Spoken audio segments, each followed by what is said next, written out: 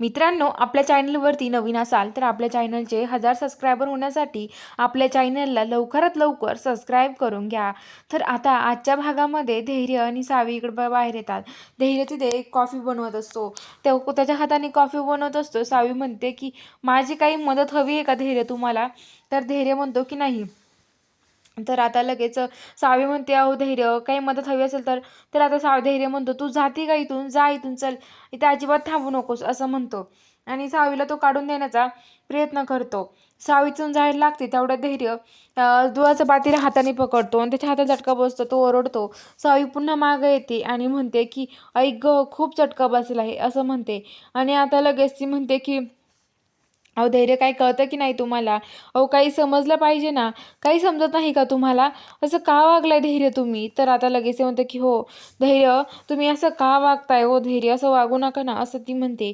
तर आता लगेच धैर्य म्हणतो की काही नाही होत मला, जा तुम्ही बनवतो. आणि सावीला तो तिथून काढून देतो. आणि आता सावी तिथून जात असते. आणि आता सावी तिथून जाते आणि ती त्या दामिनीच्या रूममध्ये येते. दामिनीच्या रूममध्ये आल्यावरती आता ती दामिनीजवळ बसते आणि म्हणते की दामिनीजवळ बसते बसते आणि तिला तिथं झोप लागून जाते. आणि झोप लागल्यावरती जी सावी आहे ती आता तिथं झोपलेली असते. धैर्य तिथे येतो. धैर्य बघतो तर सावी झोपली आहे. धैर्य म्हणतो, सावीला इथे झोप लागली आहे का? तर मग धैर्य आता सावीच्या अंगावर रग वगैरे टाकतो आणि सावी लगेच शांत झोपते. तेवढ्यात आता सकाळी इकडं जो धैर्य आहे तो धैर्य ते दामिनी उठते आणि म्हणते की नाटक करते धैर्य ही पोरगी, अरे फसवती आपल्याला ही, अरे तुला काही कळतं की नाही धैर्य, किती नाटक करते बघ ना ती, असं म्हणत असतात. तर ते म्हणतात काय नाटक करते खरंच? तर आता ते म्हणतात की हो.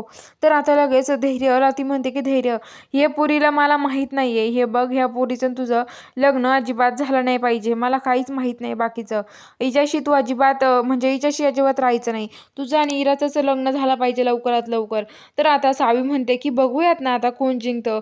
अहो काय करताय तुम्ही असं, स्वतःच्या मुलाचं दुसरीकडे लग्न लावून देताना तुम्हाला काहीच कसं वाटत नाही हो दामिनी मॅडम, असं म्हणते. तर आता लगेच ती म्हणते की मला नाही वाटत काही, माझ्या धैर्याचं दुसरं लग्न करून द्यायचंय मला, असं म्हणते. तर आता सावी तिथून जाते निघून. ती म्हणते की बघूयात आता आईचा अट्टहास जिंकतो की बायकोचं प्रेम, असं म्हणते. ती जाते किचनमध्ये येते, ती आवरत असते. तेवढ्यात ती नीता येते. म्हणते काय गं सावी, काय करतेस, कशाचा विचार करत बसलीस? तर आता सावी म्हणते काय नाही अहो नीता वहिनी, काय झालं?